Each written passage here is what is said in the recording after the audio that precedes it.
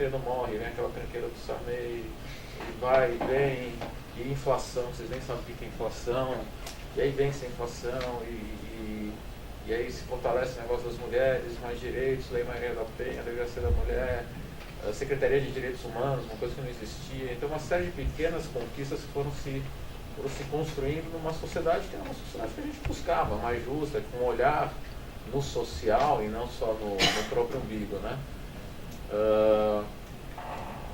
E o que essa eleição me disse, uma coisa que eu já tinha um pouco no meu radar, é que toda essa luta que a gente teve ao longo de 33 anos, a gente errou a estratégia. Está errado o que a gente fez. Porque a gente trabalhou só na superfície, só na embalagem. A gente não conseguiu penetrar no conteúdo. A gente pregou muito para nós mesmos e não conseguimos mostrar a importância de uma agenda social para uma população de maneira geral. Tem um vídeo que eu fiz para a campanha do Haddad, ela passou um trechinho, mas o vídeo de 5 minutos está no YouTube, Facebook, também deu um monte de view aí, não sei o que, 200, 300 mil views, que em resumo eu falo assim, como é que as pessoas podem escolher entre uma agenda que defende a vida e uma agenda que é contra a vida, que quer deixar matar, quer deixar não sei o que. Então, para mim, essa foi a eleição mais fácil de escolher o candidato.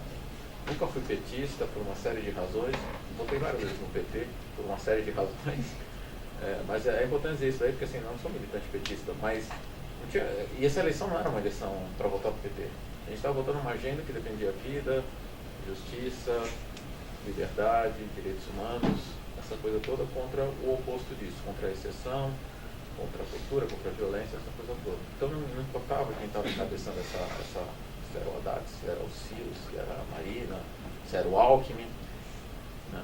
Para mim era irrelevante. E a gente perdeu isso. Então, esse trabalho que a gente fez ao longo de mais de 30 anos, de tentar criar uma sociedade verdadeiramente democrática, a estratégia foi errada. E uma das principais coisas que acho que a gente trabalhou de maneira errada, eu acho que isso é tema até de tese de doutorado, tem que se aprofundar muito mais nisso, mas com certeza o processo de comunicação. Tanto que de uma maneira muito simples o Coiso veio com uma estratégia de comunicação. Apesar de ele representar essa coisa muito velha, ele veio com uma estratégia de comunicação muito atual e saiu atropelando. Né? Do mesmo jeito que o Trump fez e que quase aconteceu na França, o Brexit também é resultado disso. Mas fundamentalmente a gente não tem uma sociedade que entende esses valores básicos da humanidade. Então eu acho que para a geração de vocês fica muito uma reflexão de qual é a estratégia de a gente construir uma sociedade verdadeiramente democrática e com um valor de democracia sustentável. Né? Sustentável não é plantar árvore, sustentável é uma coisa que é perene. Né? Então como é que a gente cria uma sociedade verdadeiramente democrática e sustentável? Né? Que isso daí esteja embutido lá dentro. A gente vê algumas coisas que a gente já via que tinha algumas falhas no processo. No processo do currículo escolar, isso não parece essa história do passado. O Brasil, diferente dos outros países da América Latina, não houve rompimento. Nos outros países a ditadura acabou num dia, começou um processo democrático no outro e houve um julgamento desse passado. Tanto que até hoje tem gente sendo presa e tem dezenas, se não centenas de pessoas na cadeia por conta dos crimes da ditadura. O Brasil fez transições. O Brasil foi o último país a acabar com a escravidão, o Brasil foi o último país a acabar com a ditadura, o último país a começar com a Convenção Nacional da Verdade e tal. E essa transição, como é uma transição, não tem uma ruptura, você perde a referência do que era antes e do que era depois. Fica tudo meio nebuloso. Então a gente tem que, de alguma maneira, trabalhar esses conceitos no nível da formação da nossa sociedade. E eu não estou preocupado com a sociedade que mora no Rio, São Paulo, Belém, Porto Alegre, não. Eu estou preocupado com o resto da sociedade que não vive nos grandes centros urbanos. Eu acabei de voltar do Nordeste, o PT teve uma vitória muito grande lá, mas não vamos nos iludir. É um estado que vive do Bolsa Família. Eu entrei numa cidadezinha lá, estava fazendo um passeio de barco, parei numa cidadezinha, num dia de semana, era feriado em São Paulo, não era lá, não tinha ninguém trabalhando. E o pessoal do Nordeste fala assim, que o Bolsa Família, tudo bem, ele é importante, ele fez um trabalho importante, mas faltaram alguns mecanismos de controle, que muitas pessoas preferiram ter 5 filhos para garantir uma renda de R$2.000 do que trabalhar. Então tem questões, o processo é complexo. Bom, enfim, eu não quero entrar nisso aí, mas tem uma estratégia. queria falar uma coisa que o Juca falou sobre que é uma frente democrática. Eu venho falando isso depois daquele meu momento de repensar, para ou não para. Eu quero trabalhar para não uma frente democrática, porque a frente do Bolsonaro é democrática, do ponto de vista da eleição, do ponto de vista de como chegar. Os conceitos que estão por detrás podem não ser democráticos, mas é uma discussão muito complexa até. Não é para qualquer um, na hora que ele, né, mas do ponto de vista do modelo de chegar ao poder, do mesmo jeito que chegou, que a maioria do Congresso está eleito pelo PSL, uma eleição é uma eleição democrática. Por eleição acaba então, eu acho que a gente tem que reinventar, repensar a social-democracia. Eu acho que a gente não pode mais ficar, e eu acho que isso daí, eu vinha falando isso há meses, uma grande diferença que o Bolsonaro tinha em relação a todos os outros candidatos é a seguinte: você tem uma população de 200 e tantos milhões de pessoas, você tem uma diversidade absoluta de pensamento, do que as pessoas querem. E você tem um pedacinho lá, 10, 15, 20%, que tem uma demanda para uma solução violenta aos crimes, e o Bolsonaro respondia de maneira absolutamente, e responde de maneira absolutamente objetiva a essa demanda. Então ele colou um público nele na mesma hora. Ele vem trazendo esse público e vem crescendo e vem se elegendo no Rio de Janeiro a partir disso daí. Enquanto os outros partidos de centro, centro-esquerda, como quer agradar todo mundo, não tem resposta clara. Não, a gente cuida. Não falo como, fica essa coisa meio... eu tenho que agregar o máximo de pessoas para criar uma frente democrática. Eu acho que não basta uma frente democrática, a gente tem que ter uma agenda específica, ideológica, assim, não partidária, mas ideológica, onde a gente, quais são os valores que a gente defende? Uma frente social democrática, uma frente de esquerda. Não gosto nem de falar da palavra centro-esquerda. Esquerda não é o PT. O PT também pode ser esquerda, mas a esquerda é um conceito que transcende qualquer partido.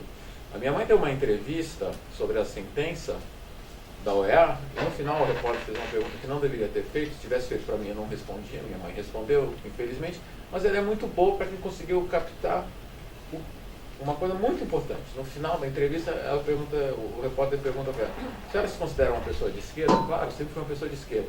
Em quem a senhora vai votar?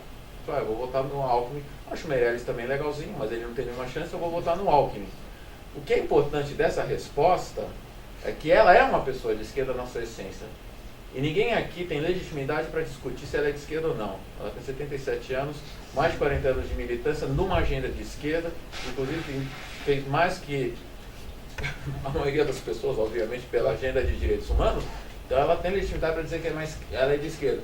E ela pode ser de esquerda e entender que para implantar a agenda que ela tem na cabeça de um programa de esquerda, nesse contexto é o Alckmin. Não está errado, não está certo, não está nada. É a opinião dela, tem que ser respeitada. Mas o importante é isso, é que a esquerda não é uma bandeira. A esquerda são valores próprios nossos, valores nossos como indivíduo. É uma agenda do que a gente acredita.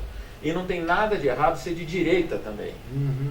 Direita e esquerda são coisas legítimas. Eu sempre falo que a diferença da esquerda e da direita é como um grupo pensa em chegar nesses objetivos. Por exemplo, a direita é a favor da educação, pode ser a favor da educação, pode ser a favor da justiça, pode ser a favor de tudo isso aí. Pode ser a favor da moradia, pode ser a favor das pessoas ficarem bem de vida, aumentar a renda, acabar com a pobreza e tal. A diferença fundamental é como eu chego lá. A esquerda entende que pelo contexto de um país você chega por um caminho onde tem uma presença maior do Estado e você tem que valorizar algumas agendas. A direita entende que é por um outro caminho, que é melhor tirar o Estado e que a seleção natural da sociedade se encarrega disso daí.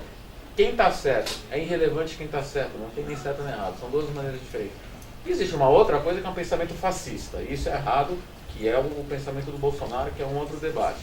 Mas então é um pouco disso, assim, só para fechar e a gente partir um pouco para o debate, concordo com o Juca.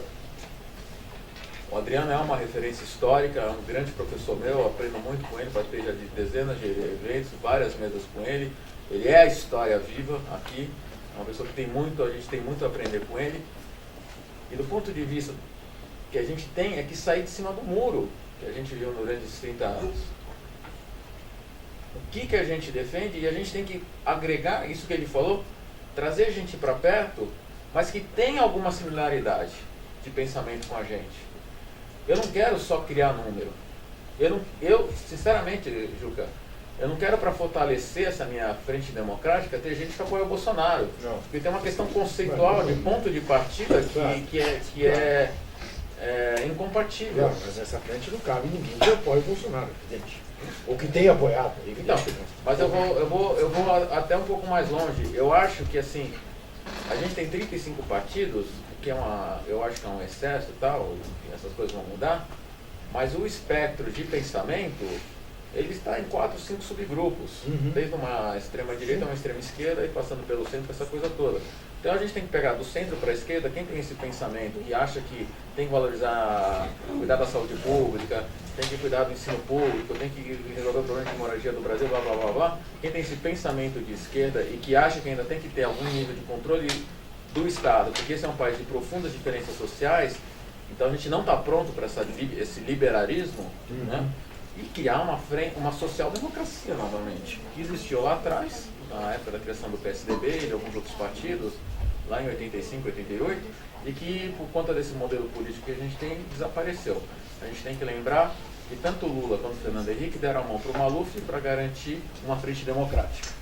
Isso para mim é uma frente democrática amorfa e que não me representa. Fundamentalmente, isso que é importante.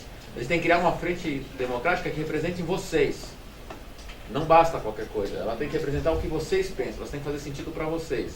O resultado do que a gente fez, e é uma das razões do Bolsonaro ter ganho, é que se criou um modelo político que não representa ninguém dessa sala. E a gente se afasta do processo político. Porque a gente não quer associar o nosso nome a esse pessoal. Eu faço parte de um grupo chamado Rápidos, Rede de Ação Política pela Sustentabilidade, que é um negócio financiado pelo Guilherme Leal, uma série de coisas, para a formação de líderes políticos, uma série de coisas, e eu pedi meu afastamento, porque um dos grupos muito fortes dentro da Rápidos é o Partido Novo, e os vencedores do Partido Novo, todos declararam que votaram no Bolsonaro. Então, assim, eu nunca vou votar no Partido Novo simplesmente por isso. É radical, mas eu já contei a história do porquê do meu radicalismo. Mas eu não quero fazer parte, emprestar meu nome, ou emprestar o nome deles, uma coisa que tem alguém que apoia o Bolsonaro. Para mim é incompatibilidade. É isso, eu falo demais, depois a gente debate. Obrigado, Ives. Aí acho que só falta a senhora. Você... Ai, puxa, pera. Chegou na roda. Desculpem, o meu atraso, eu estava numa reunião no centro, justamente discutindo a mesma coisa que estamos discutindo aqui. Eu faço parte do projeto Brasil Nação e, enfim, e tenho hoje com um escopo bem mais amplo, então organizando alguma coisa aí para fazer alguma pressão da sociedade civil em cima, principalmente dos partidos, para fazer essa frente democrática, impedir retrocessos nas liberdades democráticas mesmo, naquilo que a Constituição garante. Né? Então, peguei uma hora de trânsito aí, por isso que, enfim, não deu para chegar antes. Bom, eu acho que ditadura nunca mais, né? Eu acho que se não tivesse acontecido no Brasil aquilo que aconteceu, a gente, de qualquer forma, estaria aqui discutindo isso, né? Mas talvez a gente não colocasse ditadura nunca mais, né? Talvez a gente colocasse os 50 anos do AI-5, um debate, qualquer coisa desse tipo. Então a gente tem que colocar isso, porque isso nos ameaça, de alguma forma, né? Acho que, infelizmente, não só o presidente eleito, ele não demonstrou nunca nenhum apreço pela democracia, como os sinais que vêm vindo aí são de que realmente liberdade democrática, liberdade de pensamento, liberdade religiosa, inclusive, vão ser coisas que ele não, quer dizer, ele vai deixar de lado na melhor das hipóteses, na pior ele vai fazer o contrário, né? A gente já viu aí a indicação do ministro da Educação, que foi rifada pela bancada evangélica, né? Que não era nenhum, então vamos combinar, né? O tal do Moza Ramos, né? Acho que é. Ele simplesmente era o diretor do Instituto Ayrton Senna, né? O cara tem alguma experiência na educação, tem lá algumas ideias. Não é nenhum perigoso revolucionário, né, de esquerda, muito longe disso, nem socialista, nem nada. Mas a bancada evangélica disse que ele era muito globalista, né? Ou seja, isso porque globalista, enfim, essa filosofia aí que eles inventaram, que junta neoliberalismo com marxismo, uma coisa maluca, né? Mas o principal argumento foi de que esse cidadão não apoiava a escola sem partido, né? Bom, a escola sem partido, eu digo assim, tem que escrever a escola sem partido, aparente, de esquerda, né? Porque todo o resto pode ter, né? Enfim, então acho que todos esses sinais, eles nos mostram que a gente tem que escrever ditadura nunca mais, tem que de novo falar, não, isso não, vamos preservar, não vamos ter retrocesso no nosso país, etc. Né? Mas o que foi assim, né, o AI-5? Eu era menina, né, quando o AI-5 foi promulgado. Sabia que tinha um governo militar, não entendia muito o que era ditadura, o que era democracia. Era uma menina filha de operários, enfim, não organizados, né? Não, então não tinha muita noção.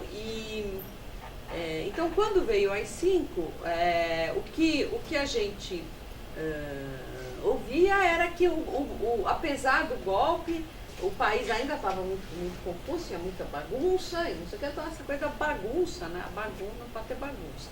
Aí os militares, então, tinham acrescentado mais algumas regras para organizar a bagunça. Pelo menos era o que a gente ouvia dos nossos pais, né? Das pessoas que...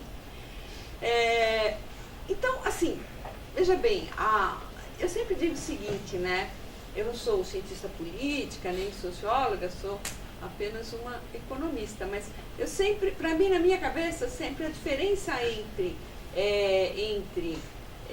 a democracia e o arbítrio é muito clara, né? Na democracia, valem as regras. Ponto. Valem as regras. Então, as regras, elas são impessoais, tá certo? Se essa regra que vale para o Adriano, de quem eu gosto, vão valer também para o Juca, de quem eu, por exemplo, não gosto. Gosto, sim, só estou falando exemplo, né? Não tem nenhum tipo de elemento de natureza pessoal que possa subverter a aplicação de uma regra, né? E qual que é? Agora, já chegou lá, mas óbvio que você tem formas e formas de aplicar as regras. Isso é um outro pedaço da história que a gente vai já ver, né? Mas o que é o oposto a um mundo regido pelas regras? Que eu acho que é um mundo moderno, né? O mundo moderno é um mundo regido pelas regras, é um mundo, digo para os meus alunos, tem alguns deles aqui, né? Que se a gente pensar nos 3 tipos puros de dominação legítima do Weber, né? A sociedade moderna é a sociedade onde predomina, não que não existam as demais, mas aonde predomina a dominação racional, que é a dominação burocrática, no bom sentido, a dominação pelas regras. Qual que é o oposto disso? O oposto disso é o puro arbítrio, né? Porque se você não tem regra, o que predomina? A vontade de quem manda, não é? A vontade do soberano, tá certo? O cara manda, então vai ser punido quem ele quiser, vai ser beneficiado quem ele quiser. Não há nada que diga, né, que ele pode prender esse e não prender aquele, que ele pode beneficiar esse e não beneficiar aquele. Então são os dois antípodas, né, tipos puros, vamos dizer assim, que a gente poderia caracterizar dessa forma. E eu acho que também em função da nossa história, a gente ficou com essa ideia de que governo de exceção é um governo que toma o poder pela força, né? Porque foi a nossa história, né? No caso aí tanto do Estado Novo quanto principalmente no golpe de 64. Os militares simplesmente botaram os tanques na rua e tomaram o poder, né? Depois fecharam o Congresso, etc, etc. Então é meio assim, a tomada do poder pela força bruta que caracteriza um governo que é não democrático. Porque se ele tomou o poder na base da força, ele vai governar na base da força e ele vai, enfim, tomar todas as suas medidas com base no seu critério exclusivo sobre o que é certo e o que é errado, quem ele gosta e quem ele não gosta. Só que hoje, né, as coisas tomaram um outro formato, eu vi no YouTube recentemente foi até muito interessante, uma palestra de um dos autores daquele livro Como Morrem as Democracias, né? Que é o Stephen Levitsky, é um deles, né? E ele foi, muito curiosamente, fazer uma palestra, convidado. Ele é um liberal, assim, de 4 costados, é um liberal típico, né? E foi fazer uma palestra no Instituto Fernando Henrique Cardoso. Estava com o Fernando Henrique Cardoso de um lado e do outro lado com o sociólogo Sérgio Falco, que é CEO, enfim, alguma coisa lá do Instituto Fernando Henrique. E ele então faz uma palestra, né, mostrando que, bom, esse preto no branco não é bem assim, principalmente hoje. Quer dizer, hoje você tem muitos exemplos no mundo, e a própria história do nazismo também não foi assim, porque o Hitler foi eleito, né? Essa história de que o estado de exceção é um regime de exceção, é um regime que ganha o poder pela força, é uma coisa latino-americana, na realidade, né? A história não é muito... Mas hoje está realmente se generalizando, junto também com aquilo que se chama de guerra híbrida, né? Que são, enfim, você usa vários instrumentos, como o lawfare e tudo mais, está se generalizando esse tipo de destruição da democracia, que utiliza a própria democracia, né? de uma certa forma. Então ele fala tudo isso o tempo todo, e a gente já vê um pouquinho como é que funciona, mas falando do Trump, né? Depois, no final, ele fala um pouco da nossa situação aqui no Brasil. O Bolsonaro, nessas alturas, era candidato ainda, não foi depois do resultado das eleições. Foi antes, só não ficou claro se era no segundo turno ou no primeiro turno. Não deu pra... Foi entre os turnos. Foi entre os turnos, né? Então, ou seja, quando tinha Haddad e Bolsonaro como candidatos. Pois é. E o Fernando Henrique tinha escrito aquela maravilha, né, dizendo que nós tínhamos 2 candidatos radicais. Né? Ele teve a capacidade de escrever uma coisa dessa. Que nós tínhamos 2 candidatos radicais, ou seja, nenhum deles tendo apreço pela democracia. É um homem despreocupado com a biografia dele. Hã? É um homem despreocupado com sua biografia. Né? Eu queria saber em que momento da história da atuação do PT, né, eu já briguei com o PT há muito tempo, então eu posso falar de cadeira, né? Eu tenho muitos amigos petistas e lutei aí sempre por esse lado quando pintou isso, mas briguei com o PT faz 12 anos. Né? Agora, eu queria que alguém me apontasse algum momento da história do PT, dentro ou fora de qualquer governo municipal, estadual ou federal, aonde ele tivesse demonstrado qualquer desapreço pela sociedade democrática. Não existe. Existe. Lamento informal, não existe. Não existe. Né? E, no entanto, o senhor Fernando Henrique Cardoso, né, um renomado sociólogo, escreve um absurdo desse. O que me fez escrever um artigo, evidentemente. Brilhante. Não tem nem um milésimo da importância do Fernando Henrique, mas eu fiquei muito indignada com aquilo. E escrevi, saiu por aí nos blogs alternativos. Mas então, esse cidadão, acho que ele é sociólogo, politólogo, é o Stephen Levitsky, né, disse o seguinte: olha, as democracias começam a morrer, né, quando a diversidade de pensamento se torna intolerável, né, quando ela se torna intolerável. E aí você faz qualquer coisa para que a vitória do inimigo não deixa de ser adversário, passa a ser inimigo, né, e você faz qualquer coisa para que esse inimigo não vença a eleição. E aí vale tudo. Vale fraude, vale puxar tapete, vale qualquer expediente ilícito, ilegal, mentiroso, vale qualquer coisa. Né? Vale violência, vale qualquer coisa para que o inimigo não ganhe. Né? E aí ele fala, eu achei muito interessante isso, ele fala que, por exemplo, né, no caso do Trump, né? Nossa, perdi o fio. Gente, isso perdi o fio. Sorry. Vale qualquer coisa.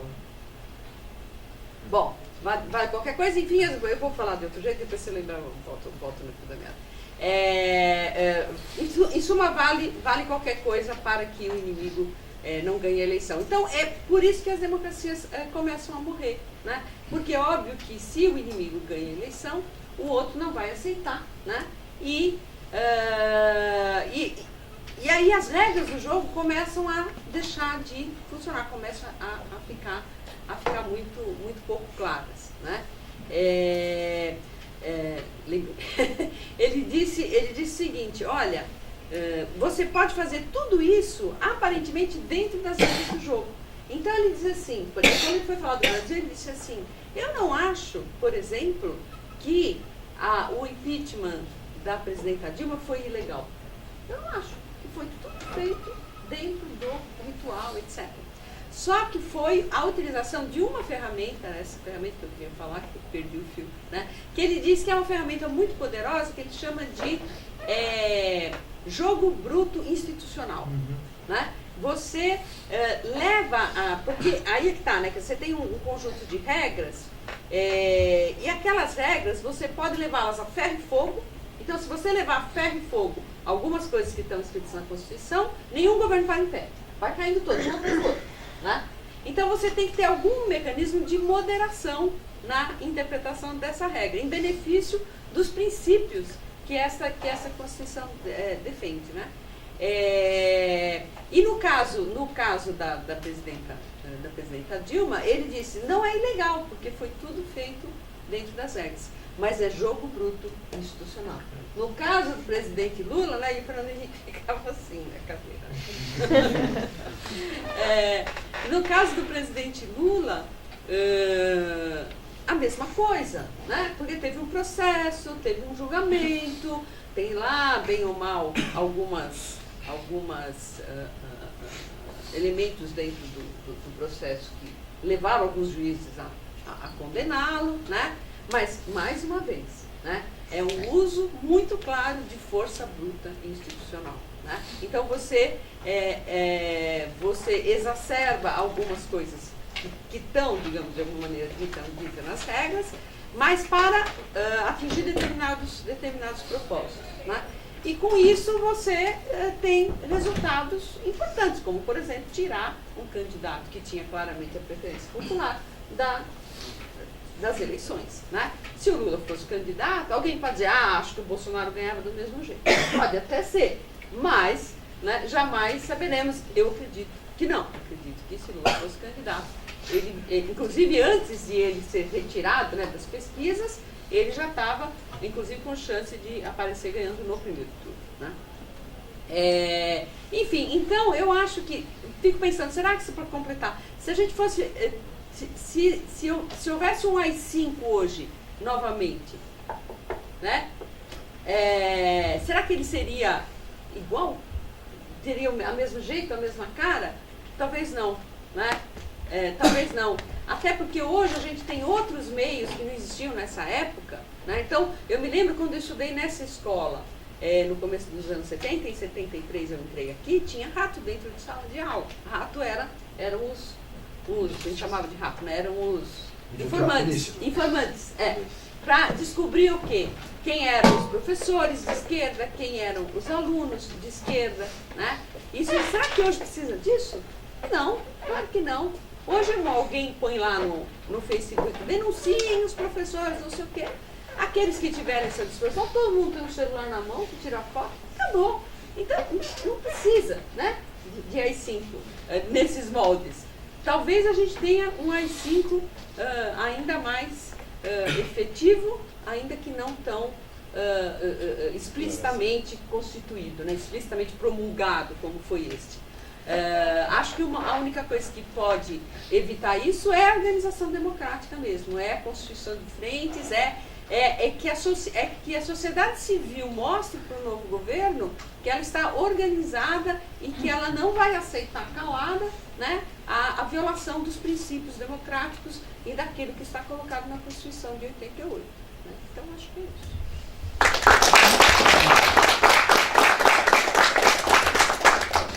Obrigado, professora. Acho que a gente abre agora para perguntas. Alguém? Eu queria só um agradecimento. Fala seu primeiro nome. André. Só uma coisa, uma sugestão, pega 3 perguntas. Sim, fazer em bloco. Meu nome é André, faço contabilidade e eu queria um esclarecimento porque em algumas democracias consolidadas também existe um segundo bruto, certo? Os democratas nos Estados Unidos já comunicaram que vão abrir sindicâncias contra o Trump porque eles são maioria no Congresso, por exemplo. A Theresa May, não, Theresa May não. Mas a dama de ferro, esqueci o nome, desculpa. Margaret Thatcher. Ela faz um novo referendo para tentar não passar o Brexit, certo? Theresa May. Ela fez uma coisa legal, mas que não é a favor de princípios democráticos, mas dentro